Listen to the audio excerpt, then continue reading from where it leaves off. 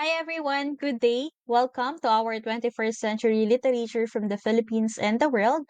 I am Ms. Ira Resurrection Bombase and I am your instructor for this subject.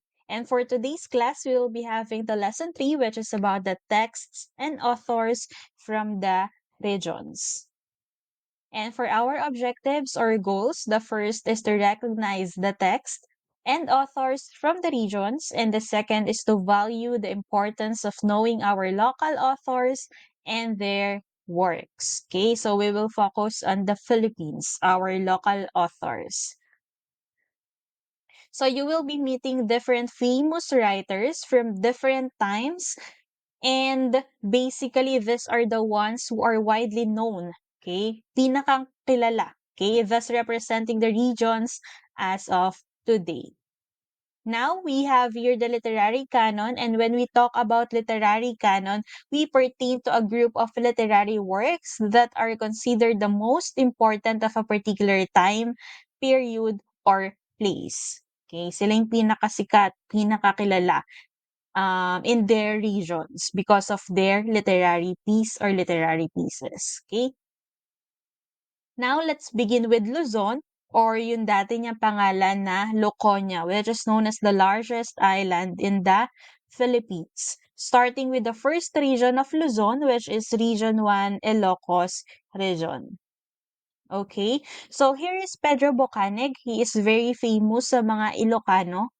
No? Nothing was known about his exact birth and parents. Walang nakakakilala sa kanyang mga magulang at kung ano yung araw na ipinanganak siya. In fact, biographers assumed that his birth took place sometime 1592. Okay, so wild guess lang yon, tansya lang nila, kumbaga. Okay?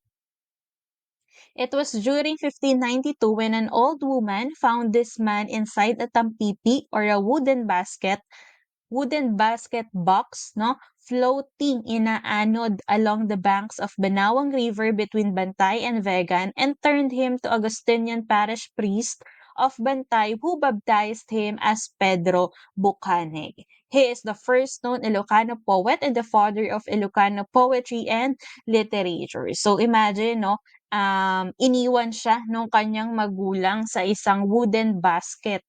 Okay, sa isang tampipi, inanod-anod siya sa river at saka ang, nagbigay na ng pangalan sa kanya, yung pinag-abutan ng mga nakakita, which is the Augustinian priest. Siya na yung nagbinyag, 'no? Pero siya pa rin ay pinakilala or nakilala bilang father of Ilocano poetry and first known Ilocano poet. Okay, so imagine, 'no, grabe talaga yung tadhana, yung nangyari sa buhay ni Pedro Bocanek.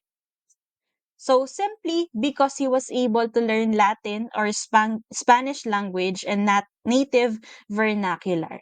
Then ang ginawa niya, nagkaroon siya ng sarili niya or Ilocano version ng mga existing texts and even created his own. His parents threw him out because apart from him being born with blindness, yes, hindi po nakakakita or bulag po si Pedro Bucanig, para sa kanila, no, nasa isip ng mga magulang is ugly din daw yung anak nila kasi nga, somewhat merong kapansanan. So yun yung negative thinking kaya daw siya ay ibinigay or hindi ipinalaki um, sa sinisilungan or sa puder ng magulang. And naniniwala din sila, 'no, na para daw maiwasan yung curse ng evil spirits, nilagay nila sa tubig, okay. So if you would have noticed, merong similar story na biblical character itong nangyari sa kanya. Okay? So sino kaya yung biblical character na iyon? Yung dinaan siya sa Nile River. His name starts with letter M. Okay? So I'll give you 10 seconds to answer my question. This is the question number 1. I'll be taking note of that and I'll record your scores later on. So for number 1, kindly type in our chat box your answer. Sino kaya yung biblical character na familiar sa story ni Pedro Bucanig na idinaan din siya sa Nile River? Starts with letter M and he is a male from birth. Okay, so you have 10 seconds. 10, 9, 8, 7, 6, 5, 4, 3, 2, 1. Okay. I hope you have your answers with you. I'll be checking that later on. So, if you answer Moises, then you are correct. Okay, so kapareho, no? Merong pagkakapareho sa nangyari sa buhay ni Moises at saka ni Pedro Bucanek. Okay? So another interesting thing about Pedro Bocanek is that how was he able to learn the language or jot them and produce them while he actually seeks help to amanuensis. Siguro nagtataka kayo, paano kaya siya naging first Ilocano poet and one of the most famous sa rehiyon niya or region niya kung hindi siya nakakakita. Okay? So, he did everything. He seek help from amanuensis. So, pag sinabi po nating amanuensis, this is someone who actually helps him write his works o kaya para mas mabilis maintindihan or sa words natin ngayon, no, in layman's term, yun po ay tinatawag na personal assistant, okay, or PA, okay, or right hand. So, ang ginagawa po ay dinidictate niya yung mga nasa isip niya, yung mga naiisip niya, then isinusulat po ng kanyang amanuensis. Okay? Actually, there's a tip ng time ni Pedro Bocanig, no? Nagkaroon kasi ng crime scene noong kapanahunan niya. Then, yung encomendero or yung tinatawag nating deputy or second in command sa lugar nila, sabi ay since merong crime scene, hinahanap nila kung sino yung pumatay dun sa tao na yon. So, tinawag nila si Pedro Bocanig. So, paano niya kaya nalaman na itong taong 'to, ito yung killer? So, ang ginawa niya, hinawakan niya yung chest area 'no, nung suspected killers na pinresent sa kanya and ayun, na-identify niya kung sino yung killer and later on, nag-admit yun sa crime. Okay, so umako, or umamin sa kasalanan which is siya talaga yung killer. So, gano'n siya kagaling 'no, amazing. He is the one who wrote Biyag ni Lamang. Okay, so ayan din yung question ko sa inyo in our previous discussion or online class or sa video recorded lecture as well, no? Sino or ano ang ibig sabihin ng biyag ni lamang or yung the term biyag. So that means buhay, buhay ni lamang. Okay? All right, let's move forward with our next author. Now we have Carlos Bulusan. So he's a prolific writer and a poet, and he's actually best remembered as the author of America is in the Yard.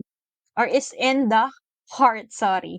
Okay? So, bakit kaya? So, konting trivia lang, ano, ito pong si Carlos Bulusan, isa ito sa mga Filipinos na nag-migrate sa ibang bansa. So, hindi porket magaling siya magsulat ay wala na siyang na-encounter na problema. Actually, madami din siyang challenges na nakaharap sa buhay. So, his famous works are America is in the Heart, and nabanggit ko nga kanina na tumira siya doon, no, sa ibang bansa sa Amerika. The Laughter of My Father, The Cry and the Dedication, My Father's Tragedy, The Romance of Magna Rubio, If You Wanna Know What You Are. Itong If You Wanna Know What We Are is actually ito yung piece na ginagamit sa speech choir competition. Okay, so you can search about that. The content of this piece is really a very inspiring one. It's more about revolution. Okay? So, in fact, ito yung maganda sa kanya. Bakit si Bulusan well-loved, well-known in the US? Bakit siya kilala sa ibang bansa? Actually, hinabol pa nga ito ng mga FBI dati dahil na-blacklisted siya. Although poor in health siya in a way and he is unable to work, no? Yung physical health niya is hindi 100% and much of his life is really in poverty. Ang maganda kasi sa kanya, trabaho pa rin siya ng trabaho. Napakasipag niya, okay? And he's actually one of the living embodiments bakit may push factor, bakit nada-drive yung generation nila na pumunta talaga ng US, no? Kasi nga, naghihirap tayo. Kahit naman sa generation ngayon, nararanasan din ng mga henerasyon ngayon yung naranasan ni Carlos Bulusan noon, no? Na ang hirap ng buhay dito sa Pilipinas kaya kahit, kinakabahan or hindi gaanong malakas ang kumpiyansa sa sarili ay sumubok sa ibang bansa para makasubok mabago yung buhay, 'no? Okay. So ang maganda din sa kanya, hindi lang siya magaling na central figure sa Pilipino na American history, talagang pinapakita niya na he's only human. He's actually not the type na parang magaling ako magsulat, I'm almighty, galing ako sa ibang bansa, I'm very confident na bumalik sa Pilipinas dahil may mga ibang experiences ako na hindi naman naranasan ng mga Pinoy doon, especially the writers, no? So hindi siya gano'n mag-isip, hindi gano'n yung thinking niya. Actually, makikita mo yung mga struggles niya, yung na-experience niya firsthand, isinusulat niya, yun yung content or yun yung subject matter ng mga literary pieces niya, and yung pagiging enthusiastic niya and determined sa lahat ng bagay all throughout his life. Kaso, somehow, may mga nakakapagsabi na may a bit of lazy din daw itong si Carlos Bulosa. Siguro sa sobrang sipag, no? May mga pagkakataon talaga tayo na dumadaan din sa medyo hinahamon ng buhay pagdating sa kasipagan. Siguro meron siyang time na sobrang sipag and then later years medyo pinapasok na ng katamaran 'no. So in what sense yung sinasabi kong katamaran ni Carlos Bulosan? So hindi sa pagtatrabaho actually kundi sa pagre-retain ng copies ng work niya, okey? So yun yung nagiging problema kaya ang ginagawa niya 'pag nakikitulog siya sa mga kaibigan niya ang nagki-keep or nag-iipon, nagtatambak or nagtatago nung mga manuscript niya ay yung mga kaibigan niya usually 'no. Kung hindi naka-letter, naka-correspondence, so ayun yung mga taong nag-iipon ng mga works niya at nasabing ang galing pala talaga ni Carlos S. Bulusan. Okay. Alright, so next one, let's have Manuel E. Argelia. Okay, so he is an Ilocano writer in English and he is known for his widely anthologized short story How My Brother Leon Brought Home a Wife. So this is one of my favorites, no? Itong storya na my brother Leon brought home a wife. So we will dig deeper about this literary piece in our lesson of literary approaches. But just to give you a glimpse, no, from the title itself, inuwi nila yon yung kanyang papakasalan na si Maria, no, sa probensya nila. Kasi si Maria kasi medyo mayaman kumbaga 'no. So ayun, inuwi nila yon si Maria sa probensya, sa Nagrebcan, La Union para ipakilala sa pamilya niya. At since taga Manila nga 'no, medyo may kaya sila Maria, kakaharapin niya yung pagsubok na kung kaya niya bang mabuhay o mamuhay ng simple sa probensya gayong nasanay na siya sa city girl life niya. Okay, so magandang story yan, How My Brother Leon Brought Home a Wife. Okay, next we have Leona Florentino. So she is actually the Filipino poet who is very well versed with Spanish and Ilocano languages. So in fact, she was known as the mother of Philippine women's literature. And ang maganda naman dito kay Leona Florentino, ang napakaganda sa kanya actually sa panahon niya. Ilap na ilap kasi yung opportunities for women to write, no, nung panahon niya. So ang ginawa ng parents niya, sila yung nag-tutor sa kanya, tapos nagha-hire din sila ng private tutor kasi medyo may kaya din sila Leona 'no. Eventually though, ang naging problema dahil sobrang outspoken niya after marrying a politician at 14 years old, 'di ba ang bata 'no? At the age of 35 nag-pass away na si Ma'am Leona. Okay. Siguro kasi maaga niya din nasimulan yung buhay niya kumbaga ang dami na agad nangyari, 14 years old pa lang nasa married life na agad yung kinakaharap niya. So, ang isa pang sad part dito ay since sobrang outspoken niya, 'pag sinabi po nating outspoken, kapag talaga meron kang naiisip at nararamdaman, meron kang emosyon na kinakaharap ay talagang sinasabi mo, okay. You are very verbal 'no? You are very outspoken, okay? Sabi ng asawa niya, "I will shun you away, live in exile." She was separated from her family. So, medyo nakakaawa din naman at nakakalungkot yung buhay ni Leona Florentino. Next author, we have Francisco Sionil Jose. Okay? So this is or he is a national artist as well, hindi lang siya basta writer. Okay? He was born in Rosales, Pangasinan and studied at UST. He became a Filipino journalist, novelist, and writer. Ang maganda naman dito kay Francisco, ay makikita mo kung gaano kaganda yung pagshe-share niya, kung ano yung life sa villages, ano ba yung life sa rural areas 'no. So, actually madami din siyang themes. Next author, we have Juan Crisostomo Soto. He is the father of Pampanggueño literature. Mahilig siya sa paggawa ng sarsuela or yung mga recreational plays, short stories. Okay, so with the pseudonym Crisot. Pag sinabi po nating pseudonym, this means pen name. Okay, so yung ginagamit niya na pangalan niya, kumbaga. Crisot. So, kasi in fact, people are paying homage with how good he is with Chrysostan, no? Which means balagtasan in Pampanga's local dialect. Okay? So, kung mapapansin ninyo, parang galing din naman doon sa surname niya at saka sa middle name niya yung Crisot, no? Crisostomo Soto. Parang familiar din naman. Okay? Alright, so we're done with him. And now, dayo naman tayo sa Region 2, which is Cagayan Valley. Literature, all songs, proverbs, and poems sung in Cagayan alongside with the instruments Curibao, Telali, and Kuratang that produce sad music. Okay, balik tayo dito. Okay? Doon sa handout na isa-send ko sa inyo, meron akong inilagay na picture kung ano ba yung itsura ng Coribao, Tulali at Coratang. I think I found 2 photos of these instruments para meron kayong idea kung ano bang itsura nitong, mga instruments na ito.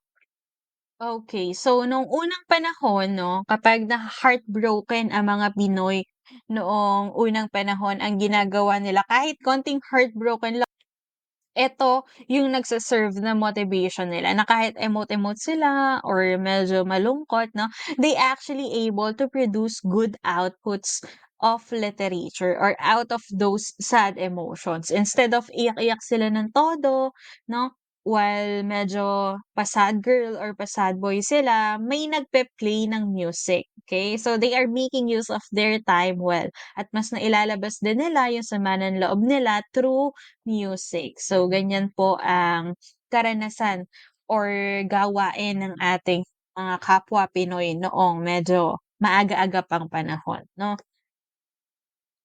Okay, so moving forward, meron naman tayong sample texts, okay? So, kanina I presented you the authors. This one is an example of a literary piece.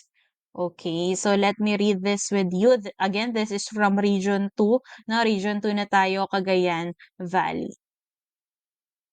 This is Gadang's Proverbs.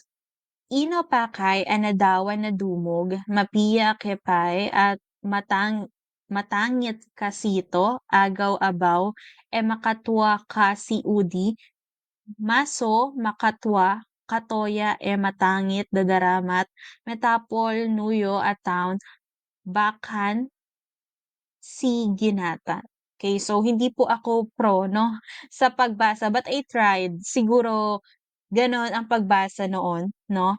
But if not, you can search in the Google or YouTube how these proverbs are rightfully pronounced 'no, para ma-check niyo rin kung paano yung pagbanggit nila, kung paano yung, ah aside from the pronunciation, the emotions 'no, kasi sometimes meron ding incorporated na feelings in every literary piece 'no. Baka meron tayong makitang content na gano'n sa social media platforms 'no. Okay, so for the English translation, the rice stalk full of grain is bent. It is better to cry now and laugh later than laugh now and mourn the day after. You can throw your wife or husband out, but never your own parents. Okay? So just a run through about these proverbs, no? The rice stalk full of grain is bent. Okay? Ang ibig sabihin nito ay idagdag natin yung it is better to cry now and laugh later. Meaning, bahala na sobra-sobrang busy tayo, 'no, or may ginagawa tayong makabuluhan ngayon o kaya naman ay mahirap na nag-struggle tayo basta mamaya puwede na akong tumawa ng todo, okay. So, there's really this essence of delayed gratifications noong unang panahon. So, kumbaga hirap muna bago saya 'no, lungkot muna bago tawa, okay. Okay, another tip I want to share with you from the word gadang, no, this actually derived from the word ga, meaning fire or heat, and dang, meaning burn. Okay, so about this proverb, this aim to teach the values that the gadang should develop in life to achieve peace and prosperity not only for themselves but also for the community. Okay, and then if you would have noticed the last two lines, you can throw your wife or husband out but never your own parents. Okay? So, actually, etong concern na ito or situation na ito or issue na ito ay marami nang nangyayari sa panahon natin ngayon, no? Na mas pinipili yung asawa kaysa sa mga magulang kasi ang dami kasing nagsasabi na magulang mo yan, hindi yan napapalitan. Kumbaga yung asawa napapalitan. Pero kasi may personal view or opinion about this if familiar kayo doon sa nakasulat din ito sa Bible, no? Naiiwan mo ang iyong mga magulang at bubuo ka ng sarili mong pamilya. So once you enter the marriage life, you must be ready to leave your parents and to create your own. Hindi naman ibig sabihin dun sa leave ay pabayaan mo na sila. No, ang ibig sabihin dun sa leave ay magiging independent ka na kasi ikaw na yung magiging head or co-head ng isang pamilya na bubuuin mo, no? So, it depends sa tao kung paanong pag-aalaga or pagsuporta yung gagawin sa magulang. Pero para sa akin, if you'll ask me, if I may say, no, that we should really never abandon our parents.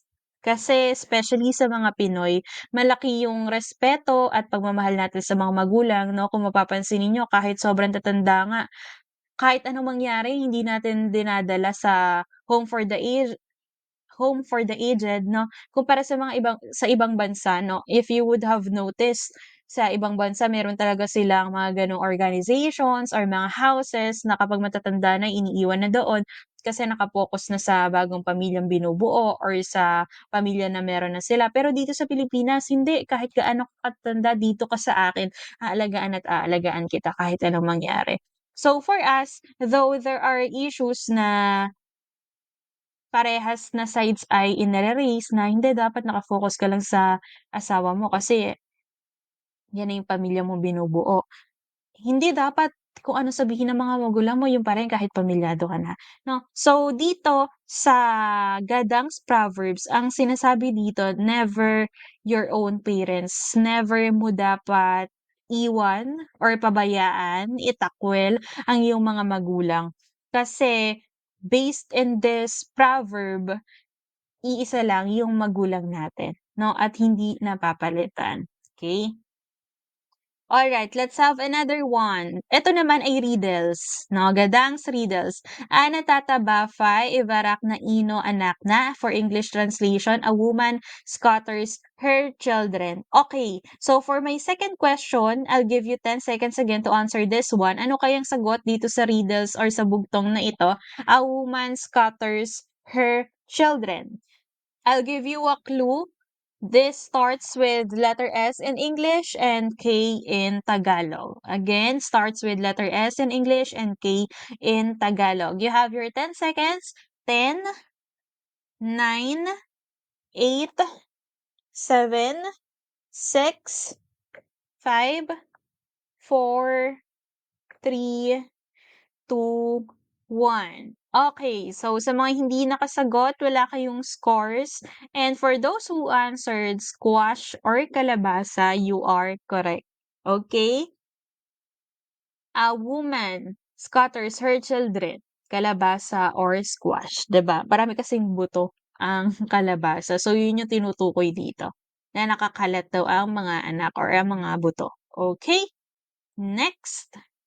All right. So let's have this. Another Literary piece. Okay, so this is the answer, kalabasa or squash. Okay? Ilongot Baliwayway English translation. My son, now that you are still young, I compare you to a blooming flower. But when you grow to be a big man, maybe you will be a naughty youth. But though my suspicions are like that, I just bear them all. Okay, quick run through ulit tayo, no, dito sa Ilongot Baliwayway. Okay, so ang maganda kasi dito, for instance, yung tribong 'to pinapakita nila kung gaano alam mo yung may message parate ang parents sa anak, 'no? I compare you to a blooming flower but when you grow to be a big man, pasaway daw yung mga gano'n, gano'n, okay? Pero kahit pasaway ka, I just bear them all, okay? Tinitiis ko kahit anong pag-uugali mo kasi kahit anong mangyari, ikaw ay aking anak.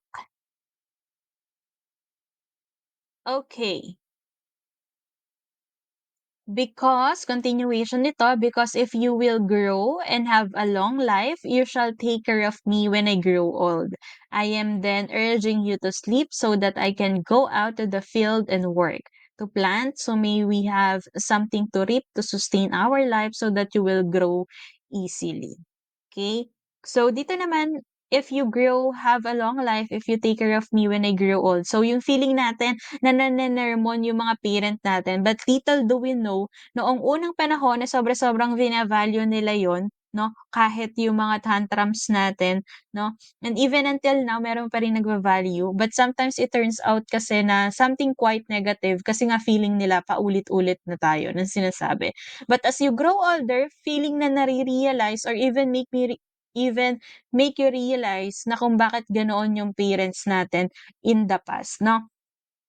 Sabi nga meron akong quote or, is that a quote? Or article somehow, very short na nabasa na kapag daw age 15, 16, 17, 18, 19 ka, dun yung mga panahon or dun yung mga taon na naiinis ka sa nanay or tatay mo or sa guardian mo, sa tito, lola, lolo mo. Kasi feeling mo kalaban siya sa lahat ng desisyon mo sa buhay or lagi siyang merong, negative na naiisip sa mga desisyon mo sa buhay 'no. Kaaway nga ang tawag somehow kapag nga may mga bumabati 'no, na birthday greetings to my favorite enemy 'no. Actually, kapag nag-turn 20 ka na and older, you'll realize that your parents are actually right with everything they say. At magpapasalamat ka talaga dahil nung panahon na nagpapaalam ka para lumabas, para makipag-overnight, para makipag-inuman kung meron man, para makipag-party, matandang debut at hindi ka pinayagan or birthday ng mga kaibigan mo. Actually, sa panahon ngayon ipagpapasalamat mo na hindi. Kasi mothers really know whatever you think of or yung hindi mo pa nakikita pero yung mga magulang mo nakita na nila what will happen, okay. So, yung mga 20, especially 25 'no, kahit 25 pa ay grabe naman lambing sa mga magulang. Dun talaga yung age na mas maa-appreciate mo yung magulang mo at mare-realize mo na tama lahat ng sinabi nila. In most cases, in most cases and in most situations, tama yung sinasabi nila. And also in my case 'no, in my personal experience. At magpapasalamat ka talaga sa lahat ng advice, sa lahat ng pagtutol sa mga desisyon at ginagawa ng panahon. Now I'm turning 26 this year, and I now understand even when I was later starting 20s kung bakit ang higpit, strict yung parents ko sa akin. Now I deeply realize because you'll definitely grow as someone in most cases hindi ko sinasabing sa lahat ng pagkakataon at sa lahat ng sitwasyon. You'll grow as a successful one or you'll go there. So somehow siguro nag-a-adjust pa ngayon or nagsisimula pa lang but in the future years 'no, Kaya kayo, you are at the age of grade 11, 16, I think 15, 17, mga gano'ng age. Siguro naiisip niyo na, "Nakakainis naman si mama, nakakainis naman si papa, lagi na lang tutol and everything." When you turn 20s, you'll realize. So, balikan niyo na lang ako kapag na-realize niyo na na tama nga yung mga paghihigpit at pagbabawal, 'no? But of course, again, depende sa sitwasyon. Hindi naman yung sobrang higpit talaga na di ka puwedeng lumabas ng bahay na sa loob ng isang taon, 'no? Depende talaga siya sa sitwasyon. Okay, so napahaba na. Yun po ang aking maibabahagi dito sa Ilonggo't Baliwayway English Translation. Okay, so hindi na ibinigay dito yung, Ilonggo or Region 2 real piece 'no, with their language, English translation na agad yung binahagi sa'tin. Okay, alright. Actually, during face-to-face class, when I have this Ibanag proverbs, I would ask my students to explain and to share their understandings. And because we have this online class right now, sige, you can just utilize the chat box. I'll give you, um, a minute to do this 'no. And then I'll share my own. Okay? So for those who will be able to share their understanding and their insights about these proverbs, yun lang po ang magkakaroon ng score. For those who are inactive, bawi next time. Okay? Sige, utilize the chat box while I'm reading this one. Iba nag-proverbs, awan, tu, umune, ta, uton ng ari, umulak, ta, davun. Okay, no, in English translation, nobody goes up who does not come down. Okay? Sige, meron pa kayong few seconds. Nobody goes up who does not come down. Okay? Ano kayang ibig sabihin nun?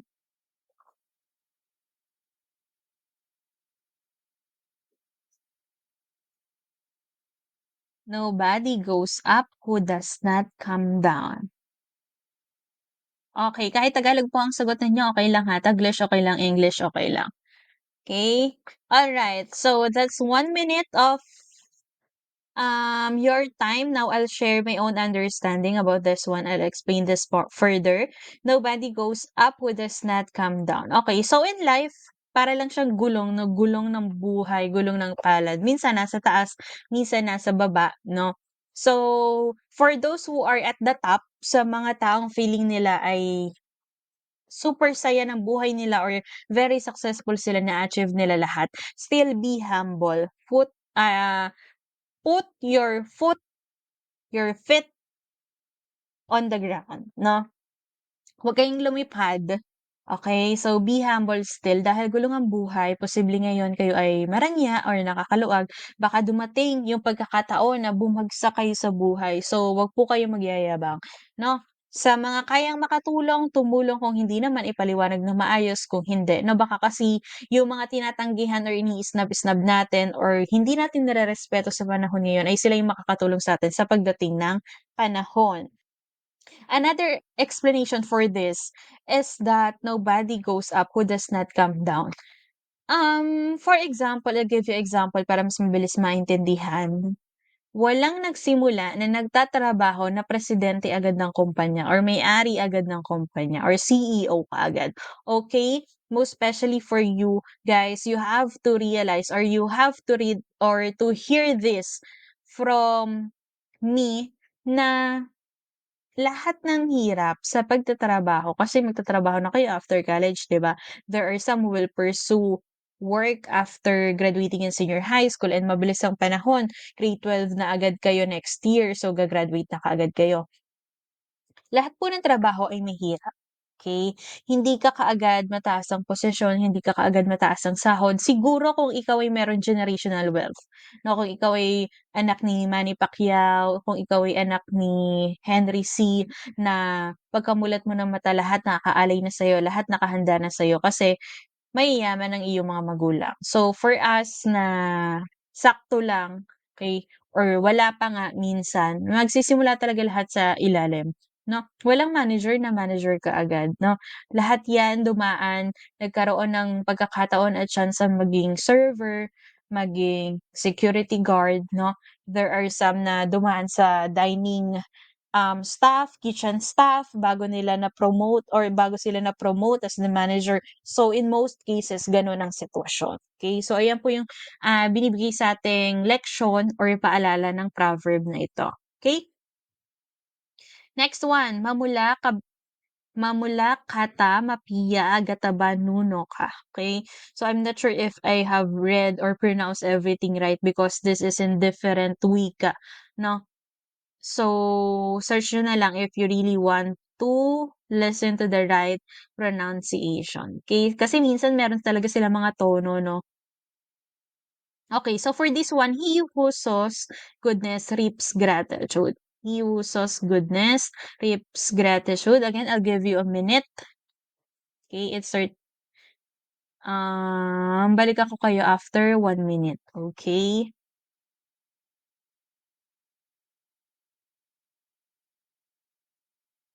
Type in your own understanding. He who sows goodness reaps gratitude. Ano kayang ibig sabihin niyan?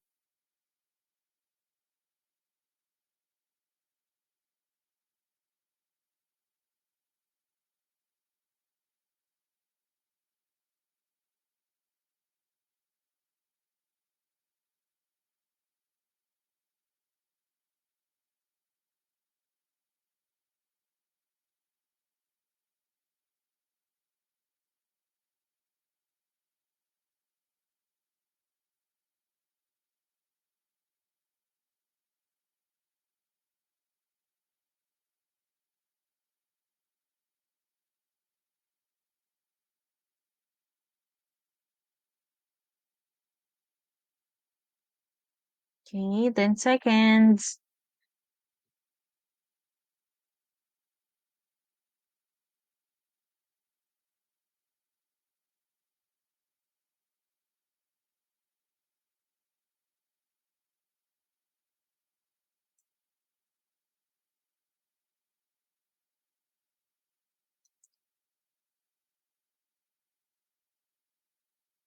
Alright, I hope you're done. I hope you sent your insights or understanding about this proverb, no? For this one, he who sows goodness reaps gratitude. Sa lahat ng tao na mabuti ang ipinapakita sa kapwa tao or hindi lang tao, sa lahat ng living things, even sa mga hayop or sa mga puno, sa lahat ng merong buhay, ay makakatanggap ng pasasalamat and in turn will receive goodness as well. Okay? So that's the meaning for that proverb. Okay. Ibanag Proverbs awat to serbi narunga kukua, numarake ipinanga panguwa. Okay, so wealth is useless if character is worthless.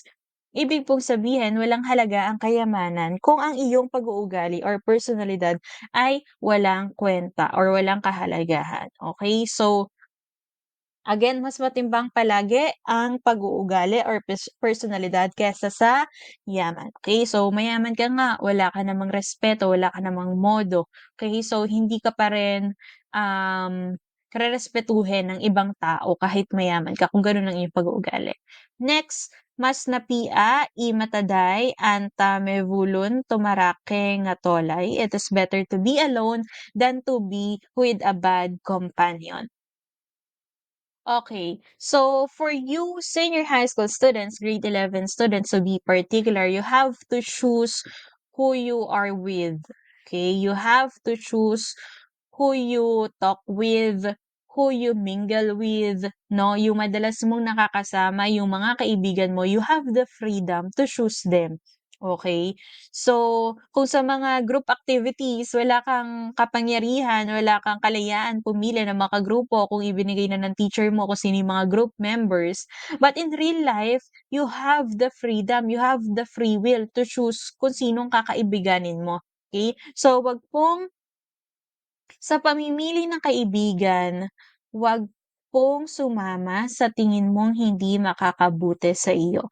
Kasi yung mga may gano'ng pag-uugali, yung mga tao na, hindi okey yung ugali, once na-realize nila na walang sumasama sa kanilang mga kaibigan ay somehow magkakaroon sila ng self-reflection or self-contemplation kung ano ba yung mali sa kanila. And we are hoping na ma-find out nila na may pag-uugali sila na dapat baguhin, okay. So, if you are brave enough, you can tell that person directly kung ano yung mga bagay na kailangang i-improve 'no, and kapag umokey-okey na, samahan mo siya. So, puwede rin kayong maging magkaibigan later on, okay. Okay, it is better to be alone than to be with a bad companion. Sometimes mas okay nga na mag-isa ka kung yung mga tao naman nakapaligid sa'yo or yung tao na gustong sumama sa'yo ay maiimpluwensyahan ka sa hindi naman maganda at hindi ka pakinabang, okay. Alright, next author. We have Edith L. Tiempo. Okay, so she was from Bayumbong, Nueva Vizcaya. She was a poet, fiction writer, teacher, and literary critic. Her bonsai literary piece is about love and how people spark certain object with love. So, ang hina-highlight niya dito ay ang mga pwedeng ibigay sa tao at hindi makatanggap ng pagmamahal sa tao. Yung hayop, no? Yung pagbibigay mo sa mga living things mo, nature, or objects. Okay? Now, let's move forward to region 3. This is one. Okay? So, with this person, the ever Francisco Balagtas y de la Cruz, also known as Francisco Balagtas or Francisco Baltasar. So, yung sinulat niya na Florante at Laura ay medyo kahawig sa nangyari sa buhay niya. Okay? So, usually naman ganun yung nangyayari, no? Yung personal experiences ng writers, yun yung nagiging inspiration nila sa kanilang writings.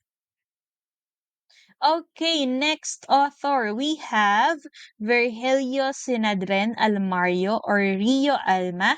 Okay, he's a national artist for literature and yung Mariang Sinukuan is the very famous work that he did and the rest underneath sa kanya pa rin yun. Okay? Next, okay, about Rio Alma pa rin, meron siyang maraming koleksyon ng criticism or may literary piece, nagbibigay siya ng judgment, evaluation, okay? That's criticism or critics in short. So in fact, kahit mahilig siyang mag-critic ay or mag-critic ng halos lahat naman ng sinusulat niyang poems ay very positive in nature. And sure enough that there's essence of compassion and sympathy for those in the poverty line and the working class. O yung mga um, normal na mamamayan na nagtatrabaho sa pang-araw-araw ng buhay or yung mga minimum wage earners as well as those people who are in the poverty line or yung nakukulangan sa pinansyal. Okay? Next, this is an excerpt of Rio Alma about typhoons or entitled Typhoons, which is translated by Marne Quilates. Okay? The typhoons episodes of terror are yearly, berserk wind and shattered glass, streaming from the mouths of 1,000 serpents, smoke of dark crystal billowing from beyond the ancient shoulders of the bristling land. Okay? The heavens crawl with crackling electricity, and the verdicts of thunder are without forgiveness or pity. There were nights when we were children watching and listening for the meaning, keening, sorry, and listening for the keening and wee plash of wet, demented monsters. Turning wildly, they tore every roof, they toppled and smashed every wall and post. The drains and canals choked, the distressed bamboo begged for mercy. We shut our eyes. At the final rambling rave of our prostrate crops, the helpless land.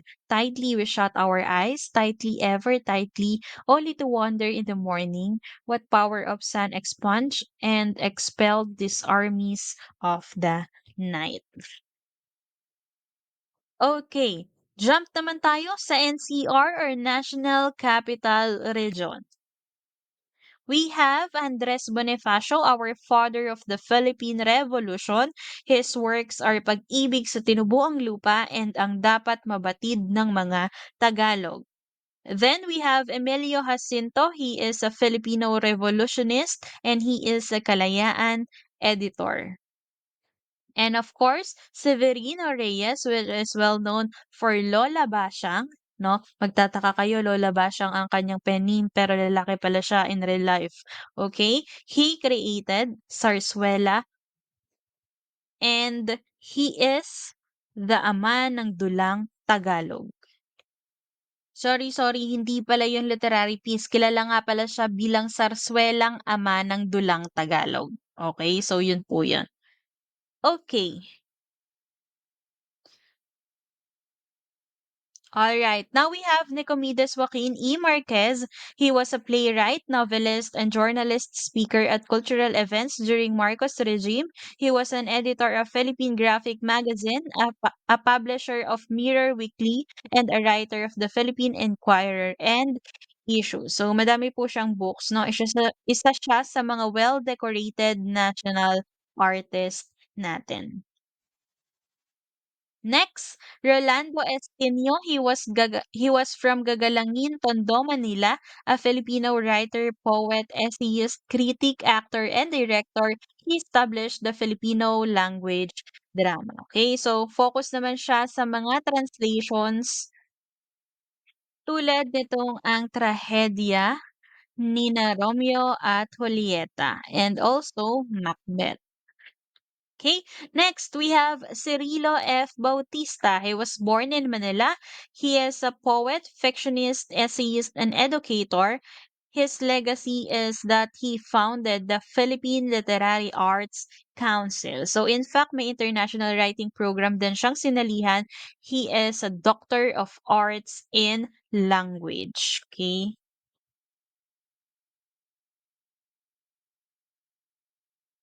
All right.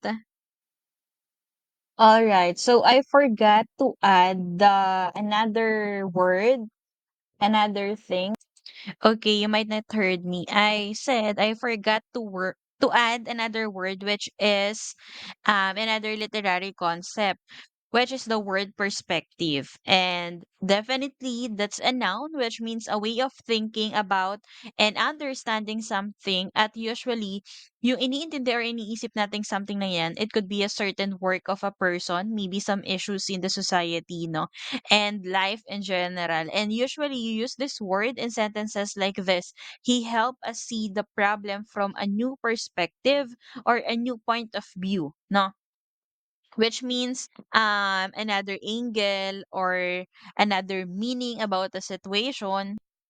And every time we learn, we always have to make sure that meron tayong bagong baon na perspective. Okay?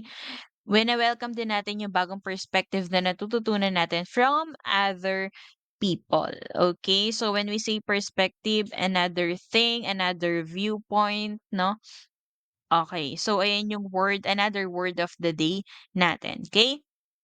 Another thing is that it could also mean our ability to understand which things are truly important and which things are not. Okay, so ito, we are trying to weigh things. If it is giving significance or importance, no? Nagbibigay ng kahalagahan sa buhay ko sa pang-araw-araw na ginagawa, sa pang-araw-araw ng trabaho or pag-aaral, or baka naman kasi hindi. Okay, so we use this eto yung sample line. I was trying to gain some perspective on the things that I learned in senior high school, or I was deciding which things were important and which things were not. Okay? So pareho lang yun. That's all about perspective. So sana will apply all the things that we need, which we deem important, which we deem significant or valuable sa atin. Okay? So alam na natin, tinitingnan sa lahat ng bagay from different perspective. Okay? So hindi po agad-agad tayo magja-jump into conclusion without checking the perspective of other people, no? Kung anong insights nila, kung ano yung tingin nila. Okay? So magandang way yan para mas maging fair tayo sa judgment natin towards the decision or towards other people, their belief, their practices, no, and whatever actions that we tend to do or we tend to use as that to combat all the problems we have in our day-to-day life. Okay, so that's perspective.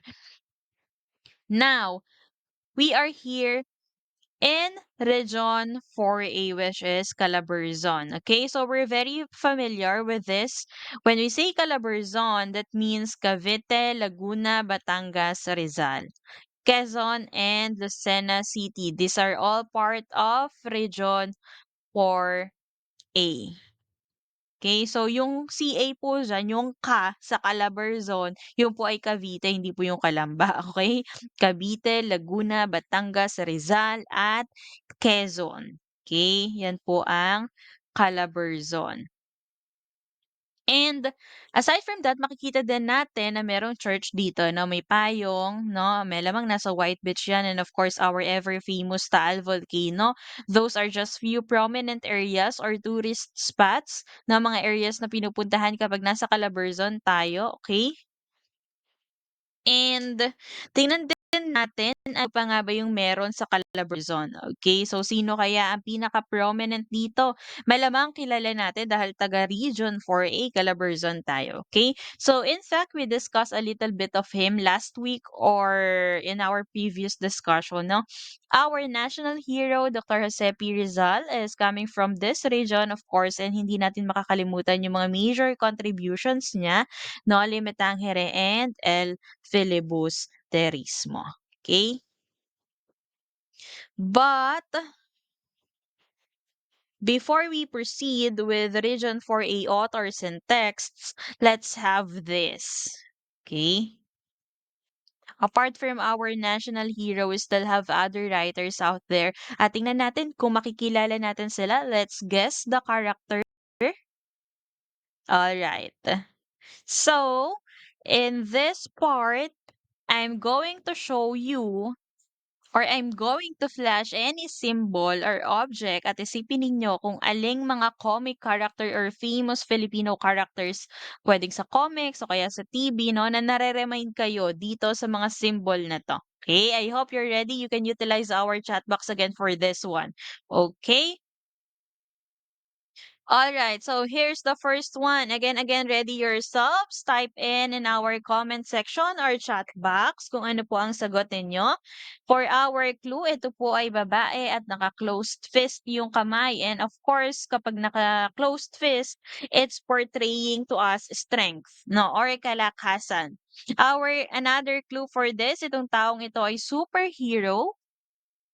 Okay, can I get some answers? Type in your answers. Sino kaya itong babaeng superhero na very famous as part of the Philippine literature? Tingnan natin. I'm giving you 10 seconds. 10, 9, 8, 7, 6, 5, 4, 3, 2, 1. Okay, so we usually see her with by wearing a red outfit, and she is the epitome of goodwill, service, integrity, and of course, bravery. Ang una nating guess, the character is okay, Darna. All right. Meron ba mga tamang sagot dyan? So make sure to type in your answers because I'll be recording your scores later on. Okay? So nakikita natin si Darna as one of the most famous characters in the world of comics, no? Kasi she starts out as a very humble woman, no? Just your regular woman, and um very abala, very busy sa day-to-day basis, no? Bilang um, very effective and productive member of the society. Okay, kaso pag nakakita siya na someone in danger or someone who needs help, agad-agad siya nagbibigay ng tulong. Kahit fictional yan, meron tayong mga modern day Darna, no? Mga tita natin, moms natin, lola natin, and even our teachers. All right? So, for our next character, merong pa-tail. Okay, so sino kaya ito? May scales, sino, or ano kaya ito? For our clue, para siyang si Ariel ng Disney. So, sino kaya ang counterpart natin dito sa Philippines? We have or you have 10 seconds. 10, 9, 8, 7, 6, 5, 4, 3, 2, 1. All right, there you go. Of course, we have the character Jezebel. Okay, so kahit meron tayong A Little Mermaid na kilalang-kilala sa buong mundo, of course, meron din tayong localized version, now which is Jezebel. Okay, so very familiar naman tayo kay Jezebel. Similar plot lines, pero ang maganda kay Jezebel sa Philippines, no, marami siya. Okay, kung sa manga lang marami siyang episodes 'no, maraming edition and she's very Filipino yung mga experiences, encounters at stories niya. Alright, let's have the next one. Okay, so dito naman superpower ang kanyang kakayahan, malakas na malakas siya, okay? Meron tayong Darna way back. So this time, who could this be? Usually, you always see this equipment in the gym, and then when that character pulls that and raises it upward, definitely the person transforms.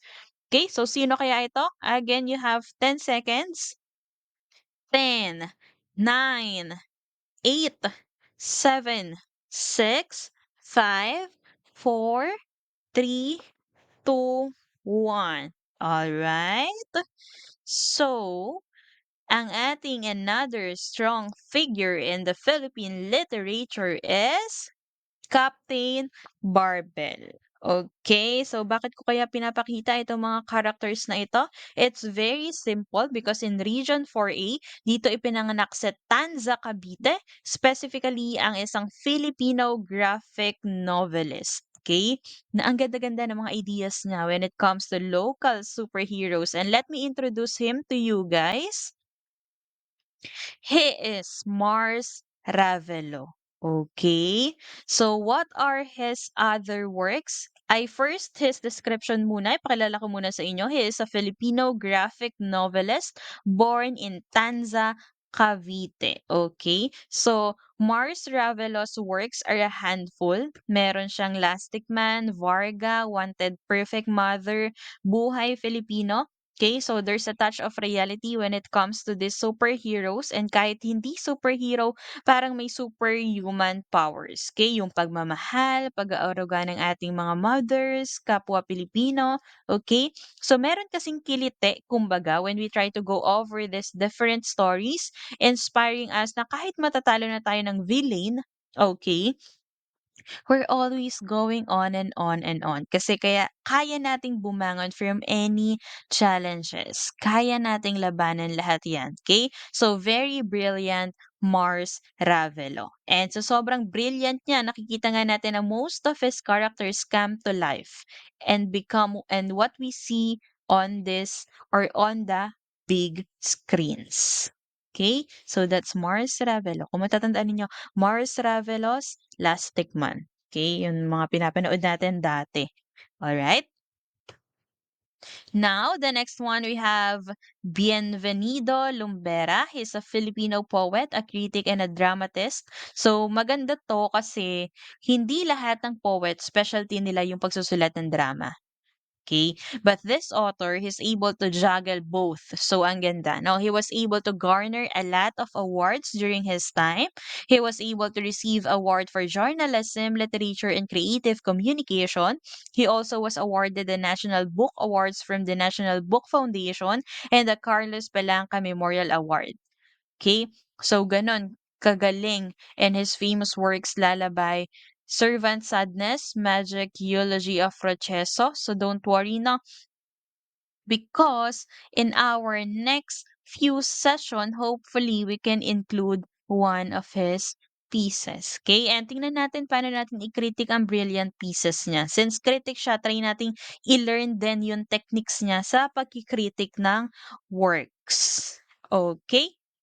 Next. Alright, so ang lapit dito sa atin, no? Ang lapit sa Santa Cruz, Laguna. We have Frank G. Rivera. He was born in Paite, Laguna. He mastered the genre of poetry text tula. Okay, so what's so special about this author? Well, siya lang naman ang nagpopularize ng textual, or in other words, this is the Makata sa cellphone. Okay? Or series or SMS in poems, then sinesend niya yon via text. Binabasa via text. We also respond to via text. Okay? So, uso yan noong mga nakaraang taon. No? Siguro ako ay junior high school nung panahon na yan. Okay? So, ngayon, actually, little do you know, our parents or maybe our older siblings, no, nung kapanahunan nila ay usong-uso yan. Um, Junior high school ako, sila siguro ay fresh college, no, mga freshmen. And what they did was they get an envelope and even a paper or specialty paper, yung mga stationery, no? Tapos ang ginagawa nila, they write things down, no? Sinusulat nila yung words of love, yung mga expression kasi nila ng mga panahon na yun ay via letters, no? Yung iba naman modern na, meron ng cellphones, computers, they opt to use the textual, no? Malay nyo, gumagawa na pala kayo ng textual nun, no? Hindi nyo lang napapansin. Okay? Another thing is he garnered many awards, no? He received three Palangka Memorial Awards for the literature for National Book Awards, Aliw, Gawad, CCP, and NCCA Awards. Okay? Siya nagpauso ng tekstola.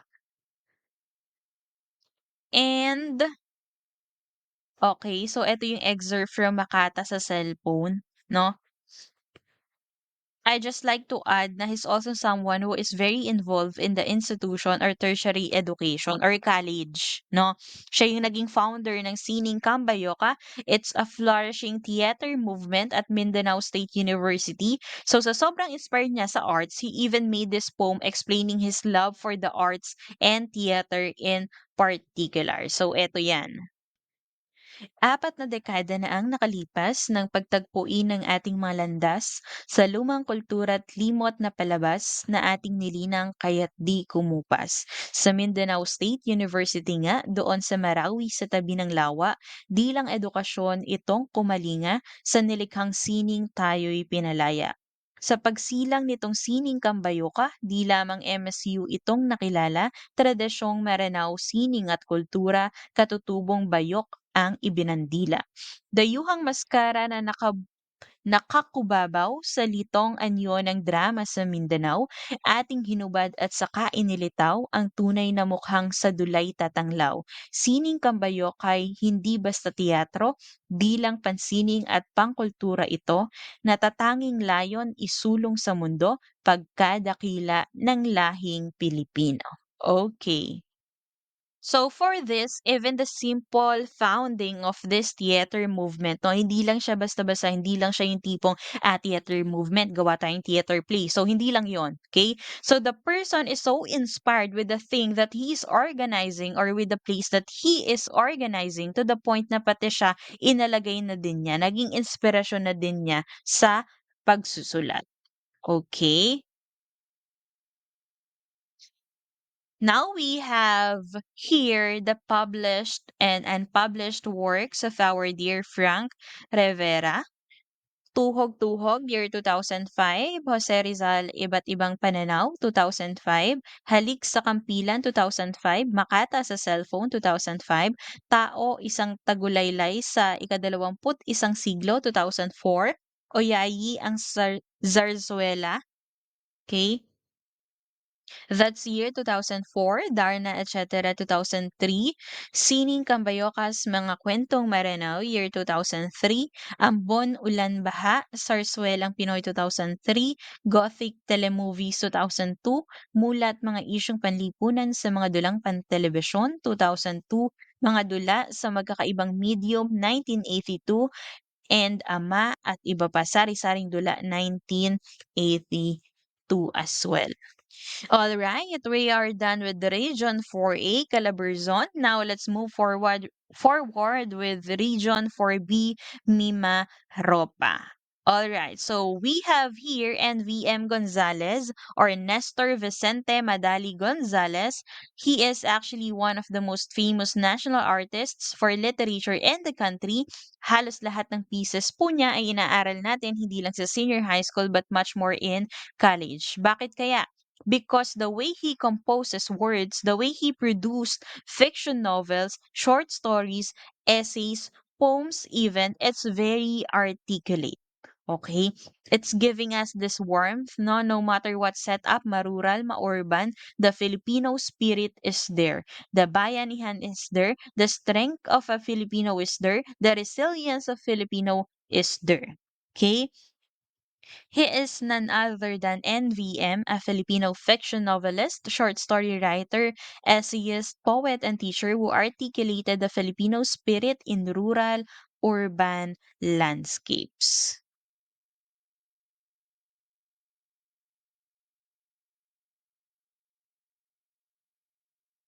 Alright, wait lang. Ayaw mag-move forward. Okay, ayan.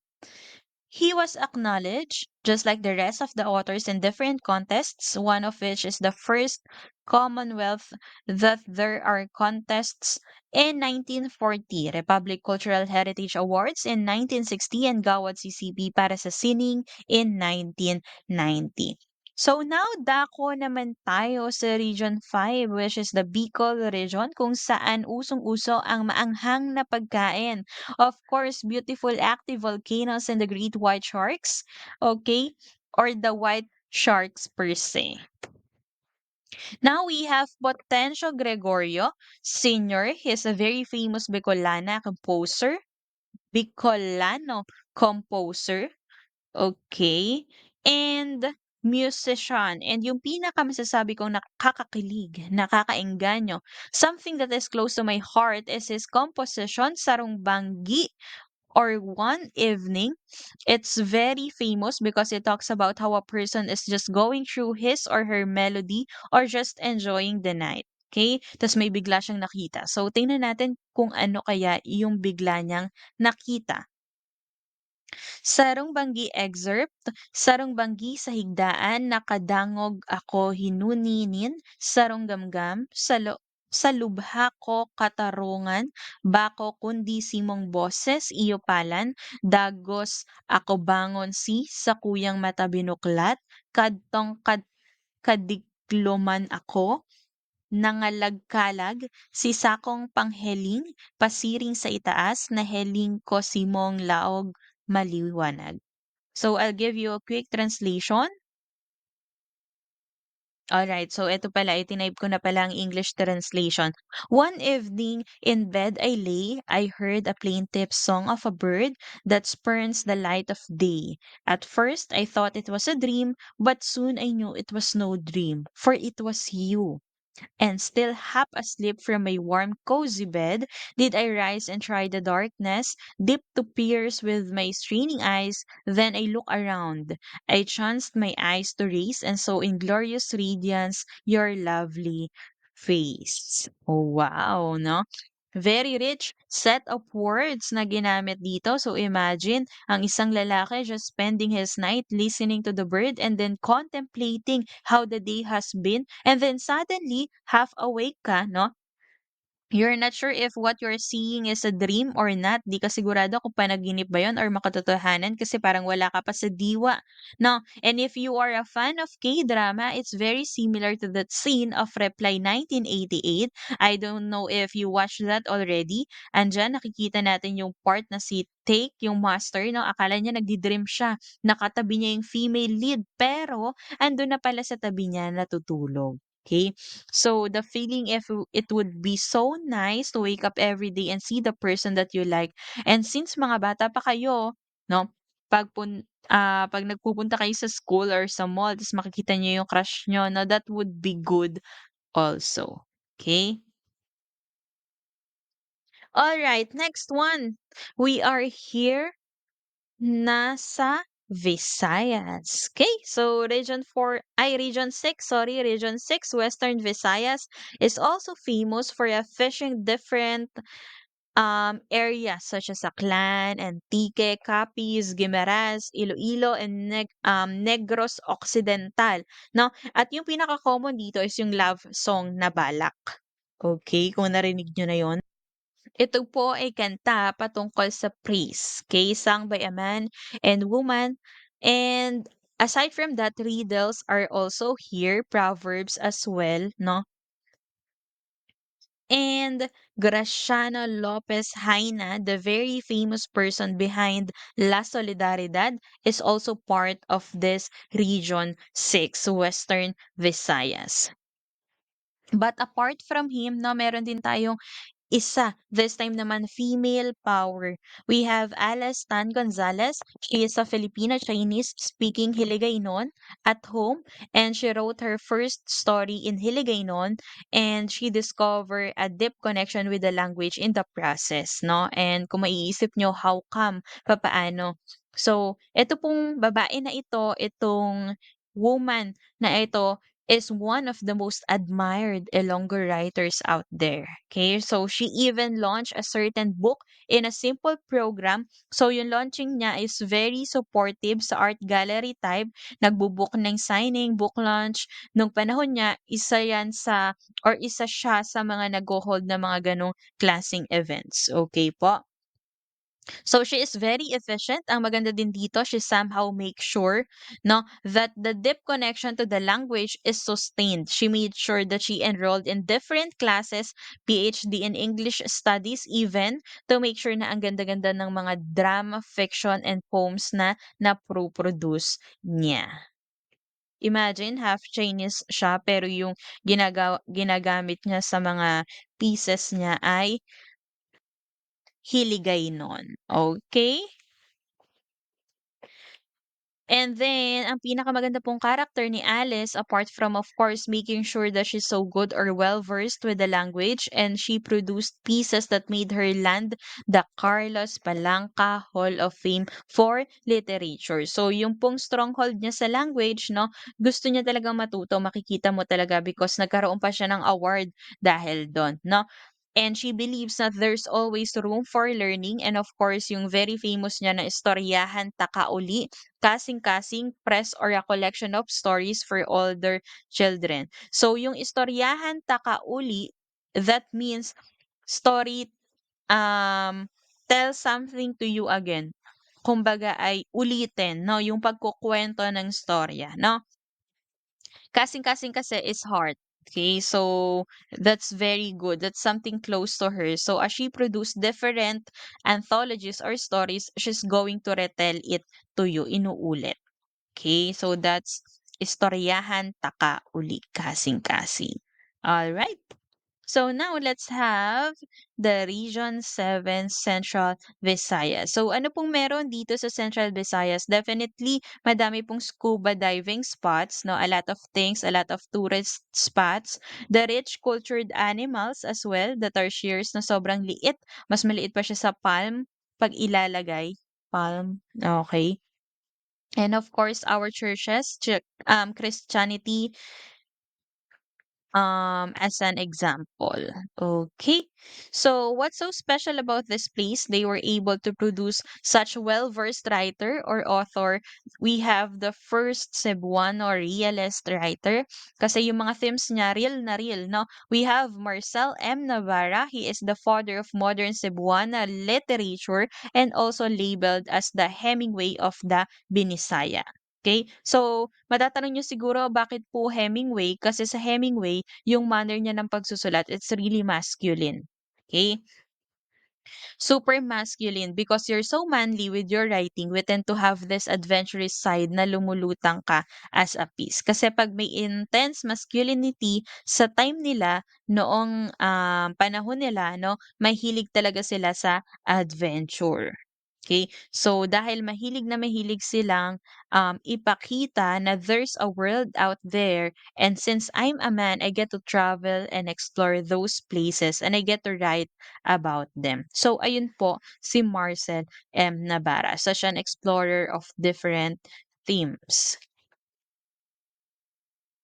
All right, next we also have Cecilia Manguera Brainard. So this is another author coming from Central Visayas and an editor of several books, 19 to be exact. So she became the co-founder of the PAWA, or the Philippine American Women Writers and Artists.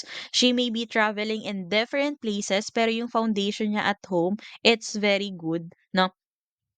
Her father is a civil engineer, and then yung mother niya is coming from political family. Pero apart from that, ang maganda at pinaka nakaka-impress po sa gawa ni Cecilia Brainard would be the several anthologies or works niya, including the World War II novel.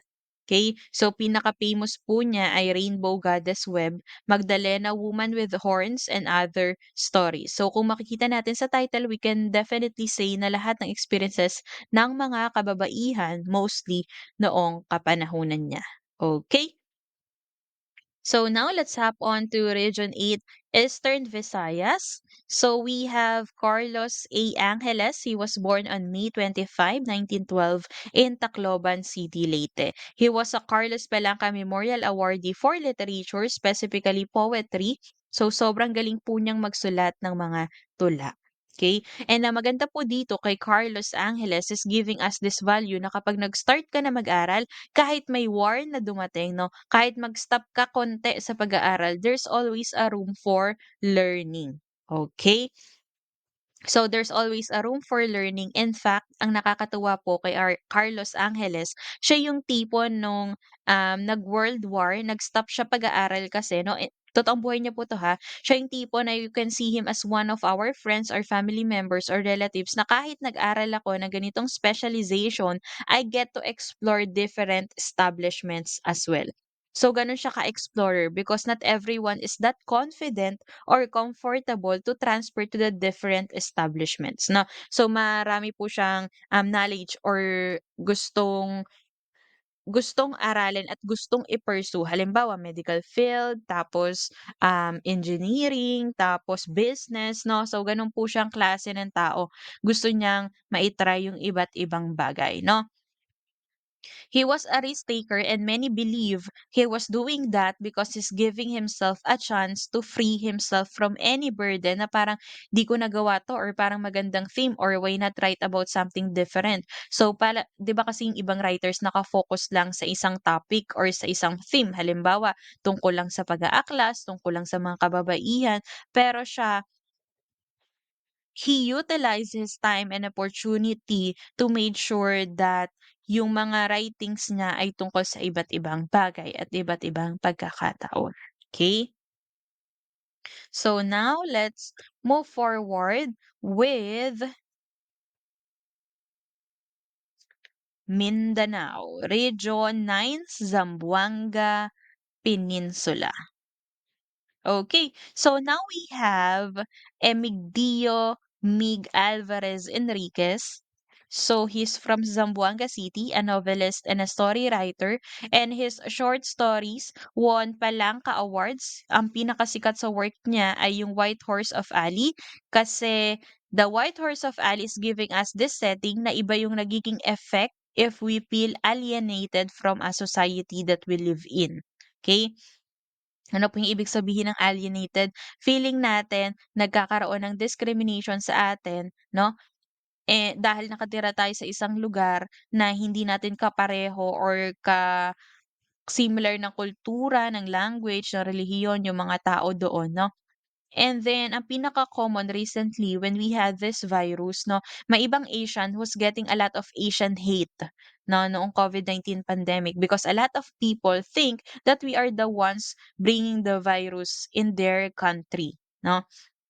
So that shouldn't be the case. If we're going to read The White Horse of Ali in the future, makikita natin na very dominant yung theme na iba yung psychological impact if we are alienated if we are discriminated. No? If there's a quarrel between religions, if there's a pinpointing na ikaw ganto, ikaw ganyan, no? Merong stereotyping or pambabash na nangyayari. All of those encompass the White Horse of Ali. Okay? Next is his works. Marami siyang novels, playwrights, short stories. Okay, so ito po yung examples or list. Okay, Next, we have Region 10, which is Northern Mindanao. So we have Damiana L. Eugenio. She is known as the mother of Philippine folklore. Bakit po? Kasi if you notice this one, ang dami po niyang books na about sa anthology, meaning compilation, conservation, publication of numerous legends and folktales. Okay?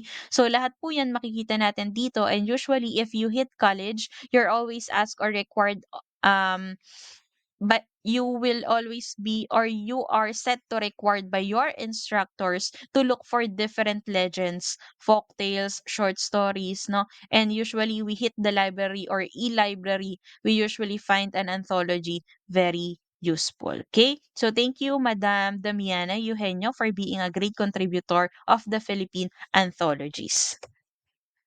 And next we have Region 11, Davao Region. Okay. So born in Sulu, we have Aida Rivera Ford, first editor of Sands and Coral, the Silliman University's literary folio, and her famous work, Love in the Corn Husks. We will be talking about that very soon. So antabi lang po kung madaanan natin yung Love in the Corn Husks. We also have Candy Gourlay. She's an award-winning Filipino author in UK, and these are her major works: Tall Story, Shine, Animal Tricksters, pang 21st century na po yung mga literatures na nagagawa niya. Okay? So next would be Region 12, Sacsargent. We have Bartolome del Valle. This young lad here is a poet, no? And a teacher as well. And kahit hindi ganun kadami yung mga works na sinulat niya, he was the author of the epic Indarapatra at Sulaiman. Okay, so that's a very long piece. So this is one of the major epics that are quite famous in the country. And we have the Region 13, Caraga Administrative Region. We have Sir E, no, kung tawagin si Sir E, or Espiridion Arsenio Manuel. Okay, so his very famous piece is Tuwaang, no, attends a wedding. And he is known as the ama ng makabagong pag-aaral ng folklore sa Filipinas or Philippine folklore. Okay? And finally, the BARM or BARMM, Bangsamoro Autonomous Region in Muslim Mindanao. We have Stephen Prince Patrick C. Fernandez. So during this time sa buong country, he was able to garner doctor degree in creative writing, and he's very famous for winning the Carlos Palanca Literary Contest, a one-act play. So yung plays usually madami siyang acts or portions, no? Then yung act 1 play, isa lang na portion, and you get to lengthen that one act. Okay? So that's it for today's discussion. For today's lesson 3 in 21st century literature. If you have questions or clarifications or concerns, you can use our GC to share about those things. Okay? Thank you everyone, and goodbye.